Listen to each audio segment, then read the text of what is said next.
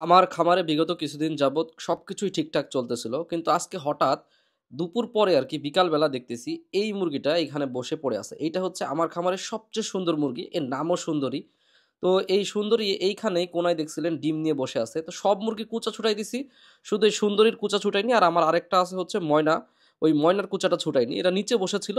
এই জায়গায় আসলে তেমন কোনো উকুন ছিল না, কোনো ঝামেলা ছিল না। আপনারা দেখছেন উকুনের জন্য সব মুরগি আমি উঠাই দিছিলাম। তো এদেরকে উঠাইনি। ভাবতেছিলাম যে আমি ইনকিউবেটরে যখন ডিম দেওয়ার সময় হবে, আমি একটা হচ্ছে চীনা হাঁসের ডিম বসানোর জন্য ব্যবস্থা করতেছি একটা ইনকিউবেটরে। তো সেই ইনকিউবেটরে বসানোর সময় হলে তখন ওদেরকে উঠাই দিব। তো আজকে দুপুরেও দেখলাম ঠিক আছে।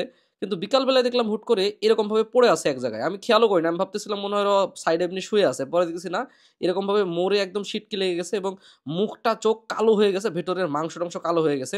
আর যেইখানে দেখতে পাচ্ছেন আমার ময়না বসে আছে, ওকেও আজকে উঠাই দিব এখান থেকে কুচা থেকে। আসলে নিচে কি হয়েছে জানি না। আর এই ময়নার পাশে দেখতেছি আরেকটা গলা ছিল মুরগি।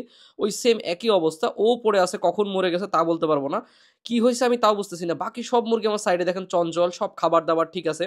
তো আমি মনে করছি ১ম এ মনে হয় সাপের কোনো প্রবলেম আছে কিনা। তো সাপ-টাপ যদি কোনো প্রবলেম থাকে সেটা তো আসলে আমার এখানে ঢোকার কোনো লাইনই নাই আরকি। আমার এই আশেপাশে এমনভাবে ঘেরা আছে যেন সাপ ঢোকার জায়গাই নেই কোনো। তারপরেও অনেক খোঁজাখুঁজি করলাম, আশেপাশে সব দেখলাম যে আসলে কোনো সাপ-টাপের কোনো প্রবলেম আছে কিনা। তো সাপে কামড়ালে হয়তোবা এরকম কালো হয়ে যেতে পারে টোপ-টোপ। তো এই আশেপাশে কোথাও কোনো সাপ-টাপ দেখতে পাইলাম না। আসলে কি হইছে তাও বুঝতে পারতেছি না। সব মুরগি সুস্থ আছে। সব মুরগির খাওয়া-দাওয়া এভরিথিং সুস্থ আছে। কিন্তু এই ২ টা মুরগি হুট করে কেন মারা গেল কিছু বুঝতে পারতেছি না। আপনাদের যদি কোনো কিছু সন্দেহ হয়ে থাকে বা কোনো পরামর্শ থাকে আমাকে দিতে পারেন এবং জানাতে পারেন যে আসলে কেন মারা গেল। আমি আসলে কিছুই বুঝতেছি না। ওদের গা থেকে রক্ত, শিরা সবকিছু কালো হয়ে গেছে। আসলে ঠান্ডা লাগলেও এরকম হয় না, আবার হচ্ছে অন্য কোনো অসুখ হইলেও কিন্তু এরকম হয় না। এরকমভাবে কেন মারা গেল কিছুই বুঝতেছি না।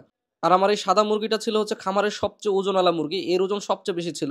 আর এই যে বাচ্চাগুলা দেখতেছিলেন কেবল রেডি হয়ে উঠতেছে। ওরাও হয়তোবা কিছুদিন পরে ডিমে আসতো। সবকিছু আল্লাহ জানে। আল্লাহ কেন কি করলো কিছুই বুঝতেছি না। আল্লাহ যা করে ভালোর জন্য করে আলহামদুলিল্লাহ। আমি আসলে রিজিক নিয়ে কখনো চিন্তা করি না। রিজিকের মালিক আল্লাহ। কিন্তু আসলে খামারে এরকম প্রবলেম হলে কেন সেটাও আসলে আইডেন্টিফাই করা খুব জরুরি। কারণ একটার পর একটা যদি এরকম হয় তাহলে সমস্যা। আসলে এখন বর্তমানে খুব বেশি টেনশন করতেছি না কারণ ২ টা মুরগি মারা গেছে। আর বাকি সবগুলো সুস্থ আছে এর জন্য। আর এই যে এখানে দেখতে পাচ্ছেন এই ডিমগুলা যেগুলা আমার ওর পেটের তলে ছিল হাঁসের ডিমগুলা সেগুলাকে আমি তুলে আমার ইনকিউবেটরে বসাই দেব এখন আপাতত যেহেতু আর কোনো অপশন নাই। তো এদেরকে উঠাই সুন্দরভাবে পরিষ্কার করব। আগে জীবাণুনাশক দিয়ে পরিষ্কার করব। জীবাণুনাশক দিয়ে পরিষ্কার করে হালকা কুসুম পানি দিয়ে পরিষ্কার করব আরকি। কারণ এখন যেহেতু ঠান্ডার সময় হালকা কুসুম পানি দিয়ে পরিষ্কার করে আমি ইনকিউবেটরে বসাই দিব। আর অন্যান্য যে ডিমগুলো নিয়ে আসছিলাম, এখন ওখান থেকে কিছু বাচ্চা পাইছি আমি হাঁসের বাচ্চা যেগুলো ওই যে দেখছিলেন গতদিন আগে আমি কুচা লাগানোর সময় তুলে নিয়ে আসছিলাম। তো মোটামুটি সবই ঠিক আছে ফার্মে। একদম ভালো একদম পারফেক্ট। এই মাসে যথেষ্ট ভালো একটা লাভ আসারও সম্ভাবনা আছে। তো সেই জায়গায় আজকে হঠাৎ এরকম একটা প্রবলেম হইল। আল্লাহ ভালো জানে কপালে কি রাখছে। আপনারা সবাই আমার জন্য দোয়া করবেন যেন আমার এরকম মুসিবত দূর হয়ে যায়। আর দেখতে পাচ্ছেন এই যে ডিমটা একটা ডিম আমার বসাইতে লাগলে ফেটে গেছে। ওইটার মধ্যে অলরেডি ভ্রূণ চলে আসছিল।